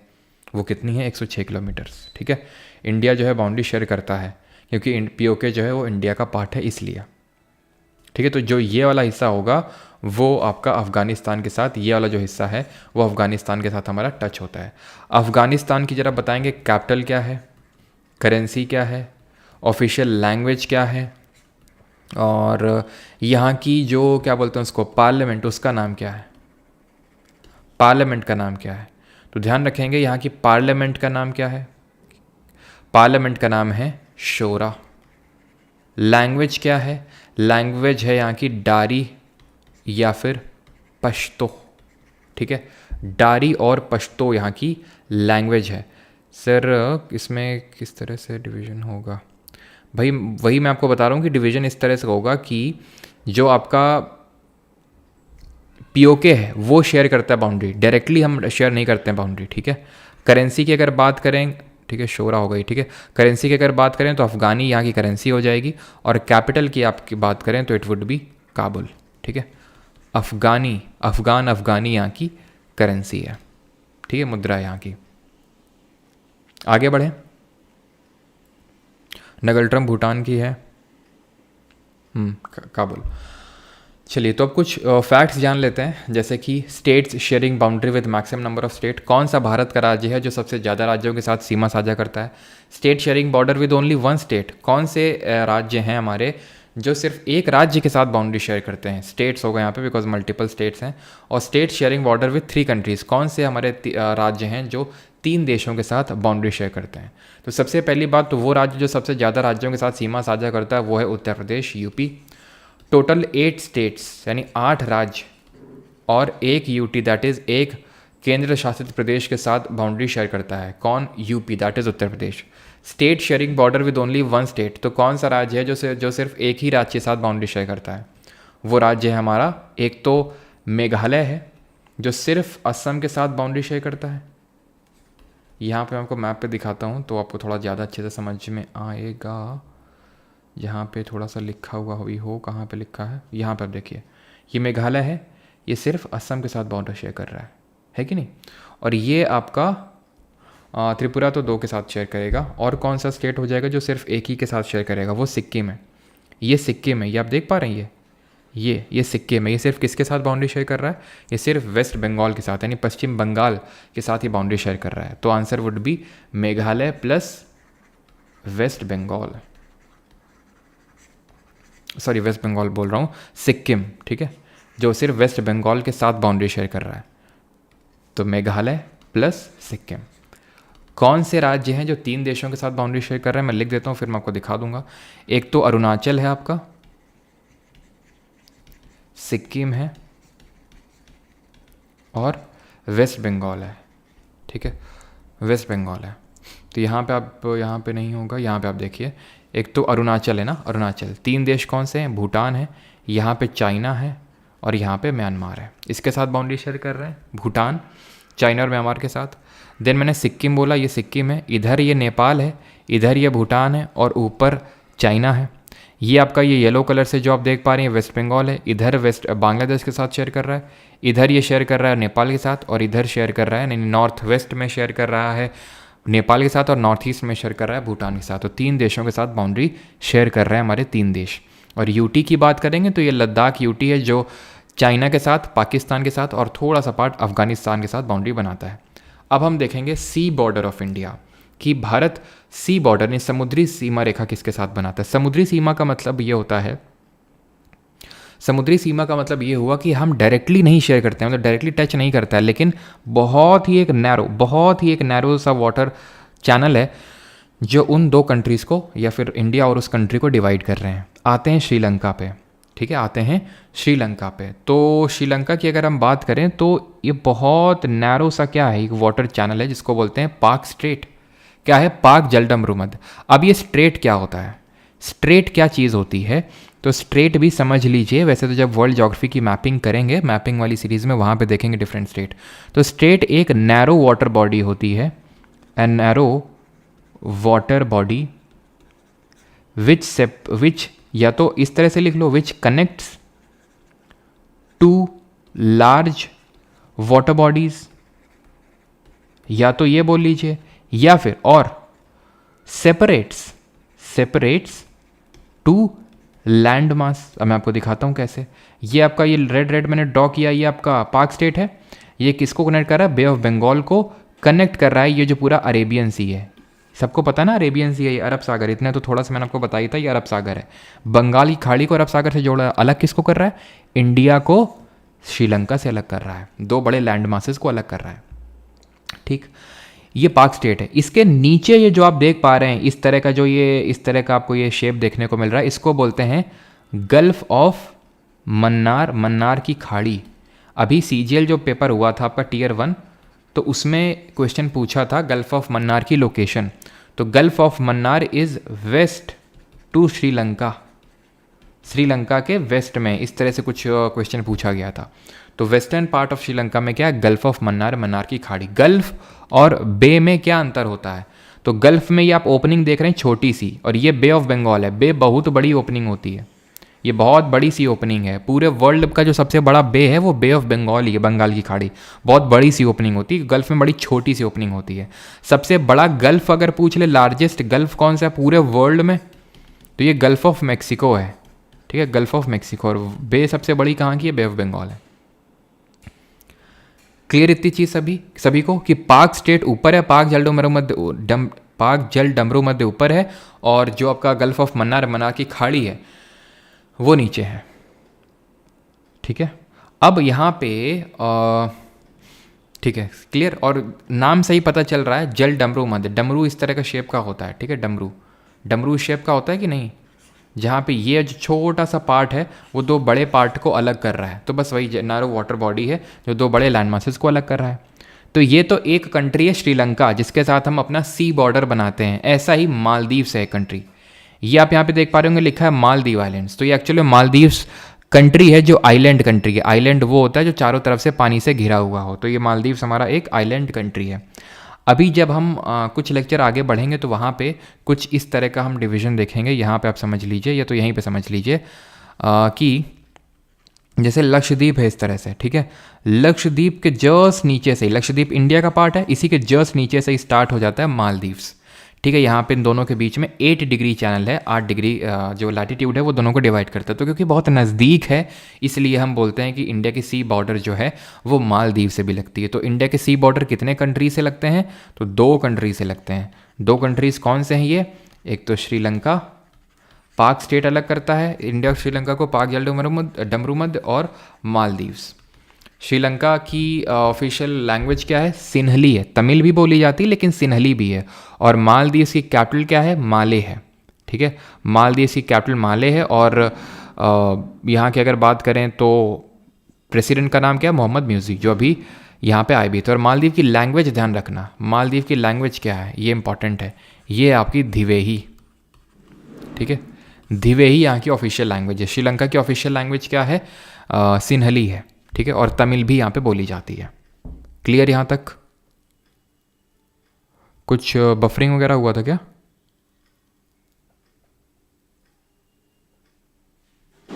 अरे गोवा भी होगा क्या, गोवा होगा, गधे हो क्या, गोवा कंट्री है, गोवा कंट्री है। और श्रीलंका का पुराना नाम है वो सीलोन, ठीक है, जो आप लिख रहे हैं। तो सीलोन यहाँ का पुराना नाम है, दैट इज़ ओल्ड नेम है श्रीलंका का, सीलोन। आगे बढ़ते हैं और अब देखेंगे यहाँ पे इंडिया की कोस्टल बाउंड्री। इंडिया कितने राज्य हैं जो कोस्टल बाउंड्री बनाते हैं, कौन सबसे ज़्यादा बनाता है, कौन सबसे कम बनाता है। तो यहाँ पे आते हैं इंडिया की कोस्टल बाउंड्री। तो टोटल इंडिया के कितने राज्य हैं, तो 9 स्टेट्स हैं, 9 राज्य हैं, और 4 यूटीज़ हैं, दैट इज़ 4 केंद्र शासित प्रदेश हैं जो कोस्टल बाउंड्री बनाते हैं। वो 9 राज्य कौन कौन से हैं, गुजरात है, महाराष्ट्र है, कर्नाटक है, केरला है, तमिलनाडु है, आंध्रा है, उड़ीसा है, और वेस्ट बंगाल है, ठीक है। तो 1 2 3 और गोवा भी मिस कर दिया। तो 1 2 3 4 5 6 7 8 9 4 यूटीज़ कौन सी हैं, 4 यूटीज़ में आता है आपका, एक तो पुडुचेरी आ जाएगा, ठीक है। यहाँ पे आ जाएगा दादरा नगर हवेली, दमन और दीव, ठीक है, 2 हो गए। तीसरा हो गया आपका लक्षद्वीप, और चौथा हो गया अंडमान और निकोबार। तो 4 यूटीज़ हैं जो कोस्टल बाउंड्री बनाती हैं। अब क्वेश्चन यहाँ पे बनता है कि टोटल लेंथ कितनी है, टोटल लेंथ कितनी है। तो वो डिपेंड करता है कि आप किसकी बात कर रहे हैं। आप पूरे पार्ट की बात कर रहे हैं, नहीं टोटल मतलब कि फिर टोटल ही हो गया। ये टोटल है 75,016 किलोमीटर, दैट इज़ 7,516 किलोमीटर्स। और अगर सिर्फ हम मेन लैंड इंडिया की बात करेंगे, सिर्फ मेन लैंड मुख्य भूमि की बात करेंगे, तो 6100 किलोमीटर। मुख्य भूमि का मतलब ये है कि गुजरात से लेके ये वाला जो पार्ट हो गया, से लेकर पूरा वेस्ट बंगाल, जहाँ पे हम अंडमान निकोबार और इनको इंक्लूड नहीं कर रहे हैं, जो कुछ उसके पार्ट हैं। तो मेन लैंड की 6100 किलोमीटर, और टोटल लेंथ कितनी है, 7516 किलोमीटर। इंडिया की इंटरनेशनल बाउंड्री की लेंथ कितनी थी, जरा कमेंट में बताएंगे। अब यहाँ पे क्वेश्चन क्या बनेगा कि सबसे लॉन्गेस्ट किसकी है, सबसे शॉर्टेस्ट किसकी है, ठीक है, लॉन्गेस्ट और शॉर्टेस्ट। तो अगर हम सबसे लॉन्गेस्ट कोस्ट लाइन बात करें, सबसे लॉन्गेस्ट कोस्ट लाइन, तो ये है अंडमान और निकोबार की, Andaman and Nicobar group of island की। कितनी है? ये है आपकी टोटल 1962 किलोमीटर्स, 1962। और एक चीज़ ध्यान रखना, आई थिंक मैं बताना भूल गया कि इंडिया और भूटान बॉर्डर को भी कौन सी फोर्स, कौन सी गाइड करती, मतलब गार्ड करती है, वो एसएसबी है, सशस्त्र सीमा बल। और यहाँ पे भी ओपन बॉर्डर्स हैं भूटान के साथ भी हमारा।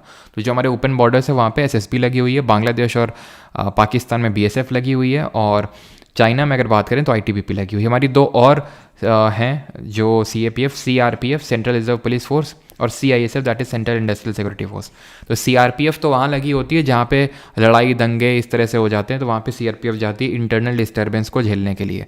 सीआईएसएफ जो हमारे इंडस्ट्रियल यूनिट्स होती हैं, जैसे कि कोल ब्लॉक्स हो गए, या फिर हमारे पीएसयूज हो गए, रेलवे मेट्रो हो गया, तो एयरपोर्ट हो गए, तो वहाँ पर सीआईएसएफ लगी होती है आपकी सेंट्रल इंडस्ट्रियल सिक्योरिटी फोर्स। तो यहाँ पे अगर बात करें सबसे लॉन्गेस्ट किसकी है? अंडमान और निकोबार की। और सबसे शॉर्टेस्ट किसकी है? ये ओवरऑल लॉन्गेस्ट है। अगर लॉन्गेस्ट कोस्ट लाइन किसी स्टेट की बात करेगा, किसी राज्य की बात करेगा, तो आंसर गुजरात होगा। लेकिन अगर ओवरऑल बात करेगा, कुछ मेंशन नहीं करेगा और अंडमान निकोबार ऑप्शन में होगा, तो answer would B Andaman and Nicobar. Gujarat की अगर कोस्ट लाइन की अगर बात करें तो ये है रफली 1214 किलोमीटर, 1214 किलोमीटर। कहीं कहीं पे 1600 किलोमीटर भी आपको मेंशन हुआ मिलेगा, लेकिन जो एग्जाम्स वगैरह हुए हैं उनमें 1214 किलोमीटर माना है, इसलिए 1214 किलोमीटर नोट करिएगा, 1600 किलोमीटर भी ध्यान में रखिएगा। और इसके बाद किसकी है सबसे लॉन्गेस्ट? गुजरात के बाद आपका आता है आंध्रा, इसके बाद आता है आपका तमिलनाडु। तो GAT करके याद रखिएगा, गैट। गुजरात, आपका आंध्रा और तमिलनाडु स्टेट के टर्म्स में। ओवरऑल तो यूटी है आपका अंडमान निकोबार, उसका सबसे लंबा कोस्ट लाइन है। शॉर्टेस्ट कोस्ट लाइन किसका है? तो शॉर्टेस्ट है आपका गोवा का, सबसे कम इसकी कोस्ट लाइन की लेंथ है गोवा की। यहाँ पे अगर बात करें, ये क्या है? आपका पुडुचेरी है। तो पुडुचेरी भी आपका कोस्टल बाउंड्री बनाता है। और पुडुचेरी की अगर बात करेंगे तो ये तीन स्टेट में फैला हुआ है, 4 इसकी टेरिटरीज हैं जो 3 स्टेट में फैला हुआ है। यनम, पुडुचेरी, कराईकाल और माहे, ये सब पुडुचेरी के ही पार्ट हैं जो टोटल 3 राज्यों में फैले हुए हैं। 3 राज्य कौन कौन से हैं ये तो आपको पता है, आंध्र प्रदेश है, ये तमिलनाडु है और ये केरल है। ठीक है, तो इन 3 राज्यों में फैला हुआ है आपका पुडुचेरी। यनम, पुडुचेरी, कराईकाल और माहे। ऐसा क्यों है 3 राज्यों में फैला हुआ है इतना? यहाँ पे एक टेरिटरी है, यहाँ पे टेरिटरी है, यहाँ पे टेरिटरी है, क्योंकि जो फ्रांसीसी थे, जो फ्रेंच थे, वो यहाँ पे रूल कर रहे थे। फिर उनको जब यहाँ से वापस भगाया गया, ठीक है, फ्रांसीसियों को, तब ये इंडिया के कब्जे में आई जो भी टेरिटरीज थी, और ये सब पुडुचेरी का पार्ट बन गई जहाँ जहाँ पे फ्रांसीसियों का रूल हुआ करता था। ठीक है, तो ये ध्यान रखिएगा कि जो कराईकाल है वो सबसे नज़दीक है किसके? श्रीलंका से। क्लियर? और अभी आते हैं कोस्टल बाउंड्री। कोस्टल बाउंड्री का मतलब ये होता है कि इंडिया या फिर कोई भी कंट्री हो तो उसका एक तरह से हम बोल सकते हैं कि कोस्टल टेरिटरी कहाँ तक जाती है, इंडिया कितने पार्ट ऑफ सी को अपना क्लेम कर सकता है। अब जैसे मान लेते हैं कि यहाँ से कोई शिप है चाइना की गुजर रही है, तो इंडिया क्या रोक सकता है उसको? हाँ, रोक सकता है, लेकिन अगर कोई यहाँ से गुजर रही है तो नहीं रोक सकता है। तो ये कैसे डिसाइड होगा? तो ये डिसाइड करने के लिए एक एग्रीमेंट हुआ था जिसको हम बोलते हैं UN clause. What is this UN clause?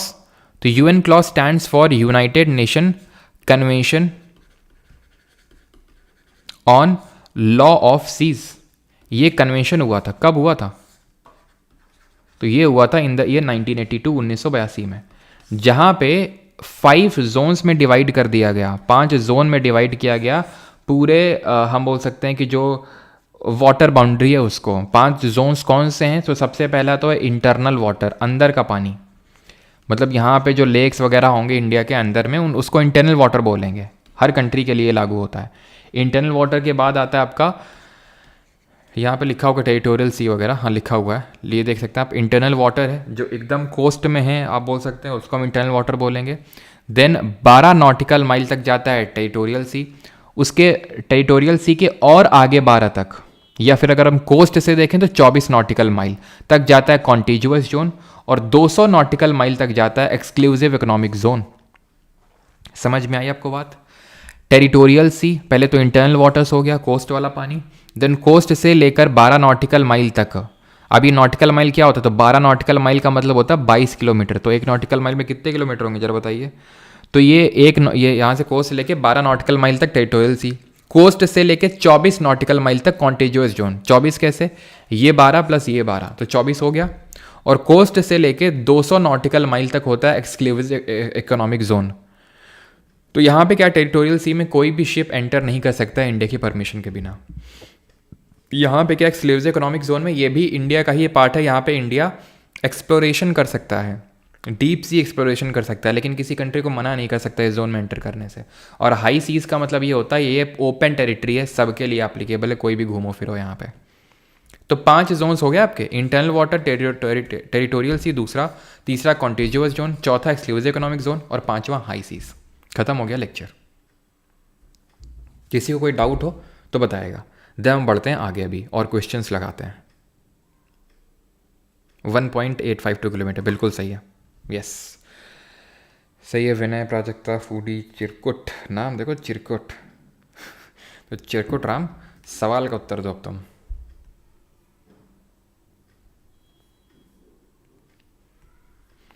पहला सवाल ये रहा आपकी स्क्रीन पे। क्वेश्चन है, भारत कितने देशों के साथ समुद्री सीमा साझा करता है? With how many countries India shares a sea border? Rajan Kumar पूछ रहे हैं capital of states above tropic of cancer repeat कीजिए। तो देखिए बड़ा आसान है याद करना। कैसे आसान है? 3 ही सिर्फ राज्य हैं, 3 राज्य में, एक तो त्रिपुरा है और मिजोरम है, ठीक है, त्रिपुरा के अगरतला और मिजोरम के आइजॉल।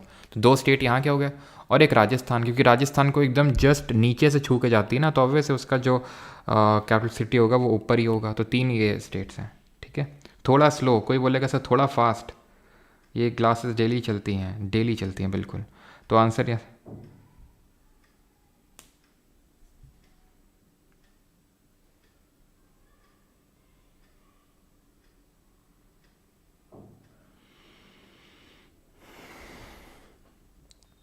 चलिए, तो how many countries does India share a sea border?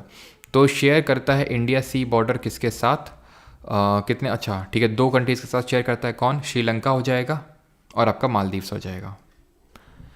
Which of the following countries borders India to the north west? कौन सा कंट्री है जो इंडिया को नॉर्थ वेस्ट में बॉर्डर करता है? नॉर्थ वेस्ट का मतलब हुआ ये, इधर को बॉर्डर करता है इंडिया। जो विच of the following countries India, which of the following countries, वो ठीक है। तो ये आपका हो जाएगा अफगानिस्तान और पाकिस्तान, ऑप्शन नंबर बी, ठीक है। म्यांमार तो ईस्टर्न में है, नेपाल तो नॉर्थ में है, बांग्लादेश भी ईस्ट में है, चाइना भूटान नेपाल तो ये नॉर्थ में है। Which are the neighbouring countries used to be parts of India? इनमें से कौन सी नेबरिंग कंट्रीज भारत का हिस्सा हुआ करते थे? तो सभी को पता है पाकिस्तान और बांग्लादेश हुआ करते थे। पाकिस्तान बांग्लादेश दोनों 1947 में अलग हुए और बांग्लादेश पाकिस्तान से अलग हुआ 1971 में। India has dash kilometres of land border and a coast line of 7,516 kilometres. तो इंडिया का लैंड बॉर्डर कितना है? इंडिया का लैंड बॉर्डर है 15,106 kilometre. Option number D will be the correct answer, ठीक है। 5th, India shares its land border with dash countries? Bharat अपनी स्थलीय सीमाएं कितने देशों के साथ साझा करता है? 8, 6, 7 या फिर 5? तो इंडिया अपनी लैंड बॉर्डर को शेयर करता है टोटल 7 देशों के साथ, that is option number C answer होगा। 8 क्या है? 8 आपके राज्य। और एक चीज़ आपको मैं बता दूं, कल से क्लास का जो टाइम है वो थोड़ा सा चेंज रहेगा, ठीक है। कल से थोड़ा सा आपको क्लास के टाइम में चेंज मिलेगा। तो 8 स्टेट्स के साथ ट्रॉपिक ऑफ कैंसर करके रेखा गुजरती है। 5 राज्यों के साथ हमारा जो मौका है स्टेट इंडियन स्टैंडर्ड टाइम गुजरता है, मिर्ज़ापुर क्लॉक टावर। 7 देश कौन से हैं? बचपन में MBA सबसे लॉन्गेस्ट बांग्लादेश के साथ और सबसे शॉर्टेस्ट अफगानिस्तान के साथ। और न्यू टाइम जो होगा आपका वो होगा, ठीक है, वो होगा आपका आधे घंटे पहले और वो है सुबह 9:30 बजे, ठीक है। 9:30 AM will be the new timing. तो सुबह 9:30 बजे हम लोग लेक्चर किया करेंगे, ठीक है। Time don't make it late, late नहीं, थोड़ा जल्दी कर रहे हैं, ठीक है ना। 30 मिनट। सर ट्रिप कैसा रहा?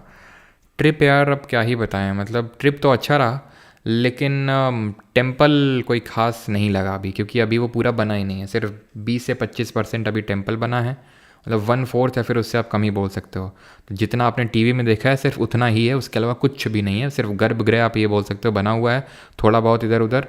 अभी जो घंटा लगना है जो टांगा जाता है वो तक नहीं है, वो जाने कहाँ रखा हुआ है, हर जगह मतलब अलग अलग जगह में रखा हुआ है, ठीक है। बेस्ट 1 आवर, ठीक है। तो 9:30 रख लें, तो मतलब बिल्कुल भी ज़्यादा कुछ कह दो कि ये झूठ है।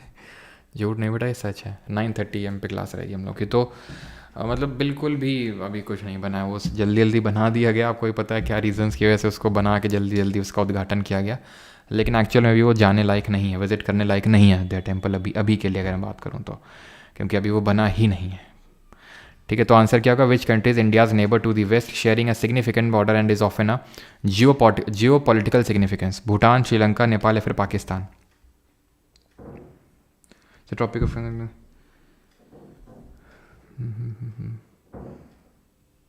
मेक इट टू 9 थोड़ा ज़्यादा जल्दी हो जाएगा, बिकॉज फिर नाश्ता मुझे नहीं मिलता ना सुबह 9 बजे, सुबह 9:30 बजे। चलिए, when will you come to Kashmir? जल्दी आऊँगा आदिल नाजिर। ठीक है, तो यहाँ पे क्या आंसर होगा? Which countries India's neighbour to the west sharing a significant border? West में कौन सा है? पाकिस्तान। ठीक है, और जियो पॉलिटिकल सिग्निफिकेंस भी है। इंडिया शेयर कितना बॉर्डर विद अफगानिस्तान? तो अफगानिस्तान के साथ हमारा 106 किलोमीटर, ऑप्शन नंबर डी। अगला क्वेश्चन, ठीक है ना, 9:30। हाँ, अयोध्या में आया था। विच of the following countries shares longest? मतलब इतना था कि यार लाइन वाइन पे थोड़ा लगे रहे और 1 मिनट भी पूरा अंदर दर्शन करने को नहीं मिले। मतलब मन ख़राब हो जाता है एकदम इतनी दूर से इतना लॉन्ग ट्रैवल करके जाओ और सिर्फ 1 मिनट में। इससे अच्छा घर में यार दर्शन कर लो, टीवी में दर्शन कर लो। ठीक है, विच of the following countries shares longest? पता है मुझे, अगर पर्सनली बात करूँ तो मुझे वहाँ पे अच्छा लगता है, जैसे कि मैं कलिंजा फोर्ट गया था, मैंने शेयर भी किया हुआ, तो वहाँ पे नीलकंठ महादेव हैं। वहीं पे माना जाता है शिव जी ने विष पी के ही काल को डिफीट किया था, टाइम को डिफीट किया था, इस वजह से नाम कलिंजर पड़ा। तो वहाँ पे बहुत शांति थी, तो आप आराम से बैठ के जितना देर पूजा करना है, ध्यान करना है, आराम से बैठ सकते हो, चीज़ों को ऑब्जर्व कर सकते हो। भीड़ भाड़ वाली जगहों में इतना मज़ा आता नहीं है कि नहीं? चलो, तो यहाँ पे अगर बात करें विच of the following countries share longest land borders, तो यह है Bangladesh, option number A. Bangladesh does not share land border with, तो बांग्लादेश के साथ हमने कैसे पढ़ा था? तो इसे हमने पढ़ा था मैम टेक वाटर। ठीक है, ma'am take water, Meghalaya, Assam, Mizoram, Tripura and West Bengal. तो आंसर वुड बी सिक्किम। ठीक है, सिक्किम के साथ बांग्लादेश बॉर्डर शेयर नहीं करता है। Which commission drew the boundary line between India और पाकिस्तान के बीच में किसने? तो हिल्टन यंग कमीशन के रिकमेंडेशन पे reserve bank of India that is RBI को स्टैब्लिश किया गया था 1926 में कमीशन बना था। ब्रिटेन वुड कॉन्फ्रेंस हुई थी 1944 1944 में। वर्ल्ड बैंक यानी कि विश्व बैंक और IMF that is international monetary fund गठित किए गए थे इस कमीशन के रिकमेंडेशन के बेसिस पे। ऑप्शन नंबर सी, ये हम हिस्ट्री में पढ़ेंगे, ये हुआ था पैक्ट आपका 1931 1931 में। खैर, option number C will be the correct answer. India Pakistan और इंडिया बांग्लादेश के बीच में रेड क्लिफ लाइन है। Which is the water body? नहीं करना है, आंसर 10 डिग्री चैनल होगा, लेकिन अभी 2-3-4 दिन के अंदर ये सारी चीज़ें हम पढ़ने वाले हैं। Which is the standard meridian of India? तो भारत का मध्याह्न रेखा कौन से, जो भारत के मध्य से होकर गुजरती है, जो भारतीय समय मानक के नाम से जाना जाता है? तो 82.5 degree east, option number B, जो 5 राज्यों से होकर गुजरती है और उसको हम किस नाम से जानते हैं? मौका के नाम से। ये आपका मध्य प्रदेश, उड़ीसा, उत्तर प्रदेश, छत्तीसगढ़ और आंध्र प्रदेश है। Nepal, a neighbouring country of India, is located to the dash of India. तो नेपाल ईस्ट में है, नहीं, नॉर्थ में नेपाल। ठीक है, ये इंडिया है और यहाँ नेपाल है, ये सिक्किम है और ये भूटान है। तो नॉर्थ में इंडिया, मतलब नेपाल इंडिया के। With which neighbouring country does India share the Sundarban forest? तो सुंदरबन फॉरेस्ट हम किसके साथ शेयर करते हैं? तो सुंदरबन फॉरेस्ट आपके यहाँ पे है, तो यहाँ पे इसका मतलब ये है कि हम बांग्लादेश के साथ शेयर करते हैं। ऑप्शन नंबर सी आंसर होगा।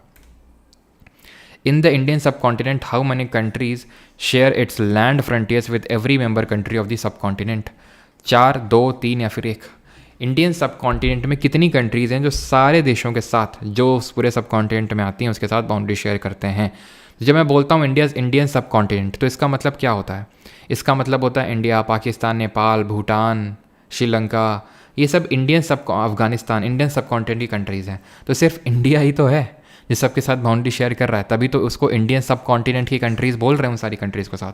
अब पाकिस्तान को ले लो, क्या वो नेपाल और भूटान के साथ बाउंड्री शेयर कर रहा है? नेपाल क्या भूटान के साथ बाउंड्री शेयर कर रहा है? नहीं कर रहा है। ठीक है, वो सिर्फ इंडिया और चाइना के साथ बॉर्डर शेयर कर रहा है, तो सिर्फ इंडिया ही है 17th।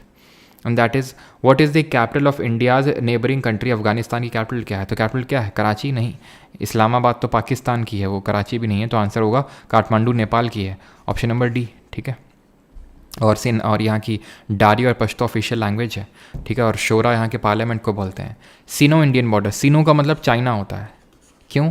सिनो एक अरबी भाषा का शब्द है, चाइना जिसका मतलब होता है। तो Sino India border is divided into how many sectors. तो भारत और चाइना का जो बॉर्डर है वो कितने सेक्टर में डिवाइडेड है? तो 3 सेक्टर में डिवाइडेड है। वो 3 सेक्टर डिवाइडेड है, वो कौन कौन सा है? वो 3 सेक्टर डिवाइडेड है आपका वेस्टर्न सेक्टर, सेंट्रल सेक्टर और ईस्टर्न सेक्टर, ठीक है। वेस्टर्न, सेंट्रल और ईस्टर्न सेक्टर, ठीक है। और एक चीज़ ध्यान रखिएगा कि इंडिया और चाइना वॉर कब हुआ था? 1962 में। क्यों बता रहा हूँ? क्योंकि यही टोटल लेंथ है इंडिया अंडमान निकोबार की कोस्टल जो लेंथ है वो 1962 किलोमीटर्स है, 1962 किलोमीटर है वो, ठीक है। विच of the following line separates Pakistan and Afghanistan? Pakistan और अफगानिस्तान को कौन सी लाइन अलग करती है? तो इस चीज़ को वहीं पे नोट करेंगे जहाँ पे आपने वो नोट किया था, ठीक है। तो ये है आपकी डूरन लाइन, जिन्ना लाइन नहीं है। और इंडिया और अफगानिस्तान के बीच में भी कौन सी है? Durand line. इसको नोट करेंगे वहीं पे जहाँ पे अफगानिस्तान वाला बाउंड्री मैंने आपको बताया था। तो डूरन रेखा है, डूरन लाइन है जो इंडिया अफगानिस्तान या फिर पाकिस्तान और अफगानिस्तान को अलग करती है। In which year was Sri Lanka discovered by the Portuguese? तो पोर्चुगीज़ ने श्रीलंका को कब डिस्कवर किया था?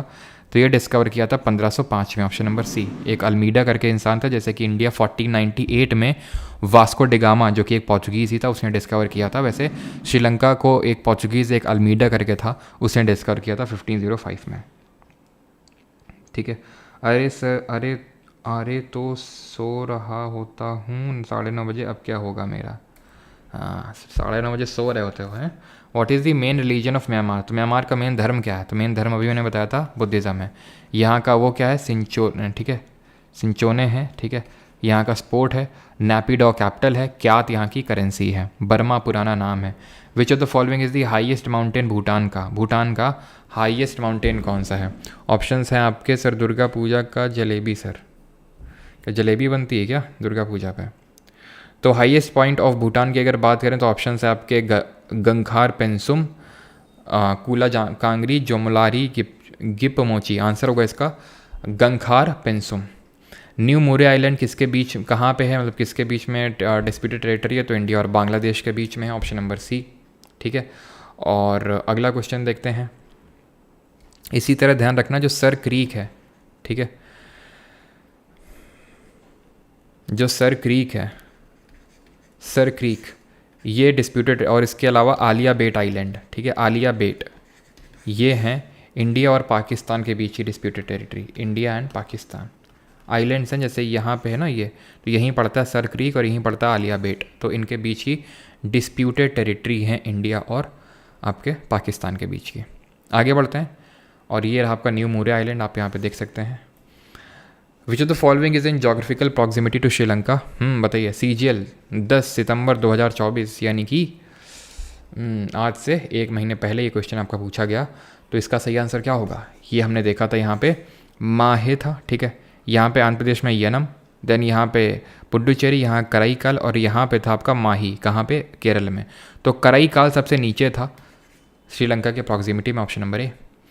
Nepal does not share its boundary with which of the following state in India? तो किसके साथ बॉर्डर शेयर नहीं करता है?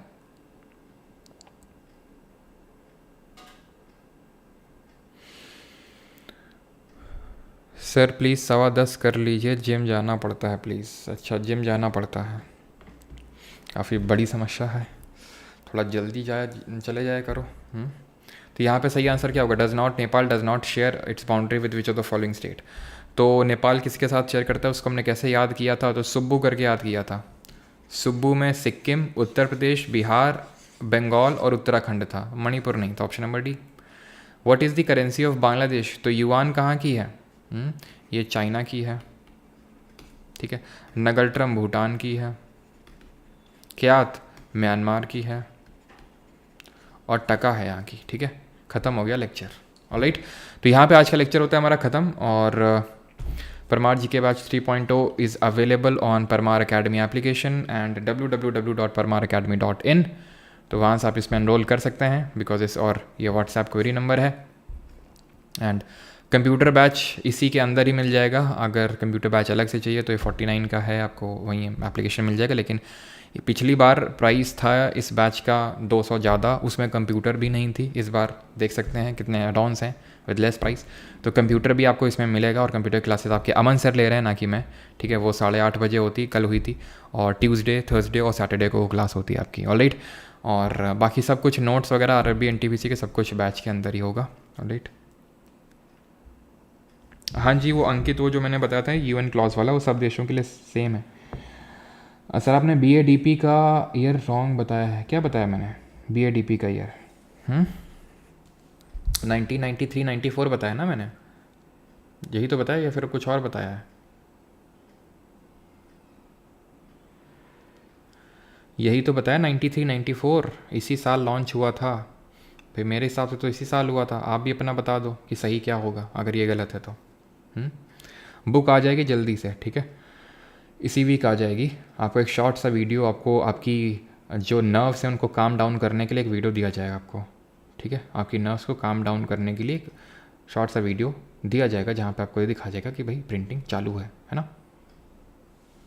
चलिए, iOS वर्जन के लिए आप ज़मी ख़ान पहले जो ये वेबसाइट है इस पर जाना, लॉगिन मतलब अकाउंट वगैरह बना लेना, फिर इस नंबर पे बोल देना मुझे आईफोन वाली आईडी दे दो, ठीक है, आईडी मिल जाएगी तो उसमें लॉगिन कर लेना आप, राइट।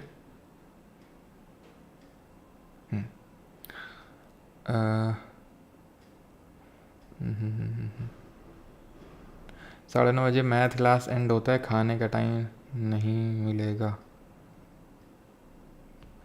क्लास तो देखिए भाई 9:30 पे रहेगी अब कल से।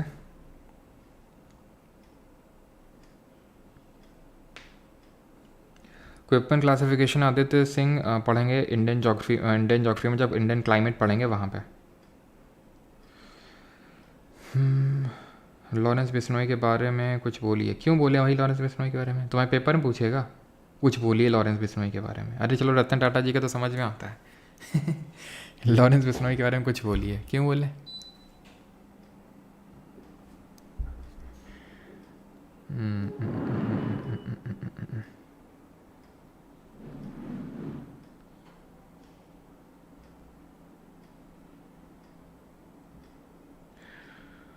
चलिए, तो ये आपको नोट्स वगैरह सब कुछ एप्लीकेशन पे मिल जाएंगे जो लोग बैच में एनरोल्ड हैं, ठीक है। तो वहाँ से आप पूरा वीडियो, रिकॉर्डेड वीडियो, नोट्स वगैरह सारी चीज़ें, क्विज़ वगैरह आपको वहीं पे मिल जाएंगी, ऑलराइट।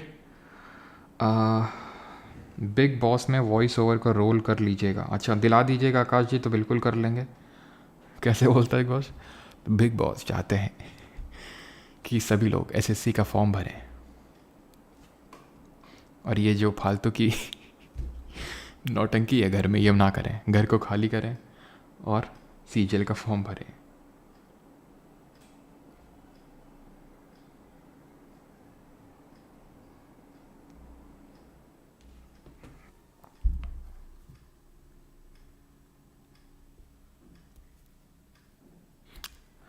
अच्छा सॉरी, मैंने राजीव गांधी बोल दिया होगा। PV नरसिम्हा राव थे उस टाइम पे, ठीक है, PV नरसिम्हा राव।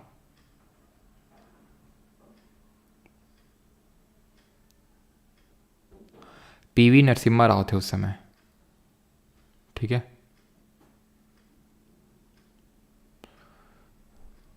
तो लॉन्च तो फिर ये 8th हुआ ना। एक सेकंड 93 94 मैंने बताया, तो 8 5 ईयर प्लान होगा। PV नरसिम्हा राव, वो मैंने गलती से 7th बता दिया, इस वजह से 7th के चक्कर में वो राजीव गांधी मैंने बता दिया। बॉर्डर एरिया डेवलपमेंट प्रोग्राम आपका 93 94 में लॉन्च हुआ, तो 8 5 ईयर प्लान होगा।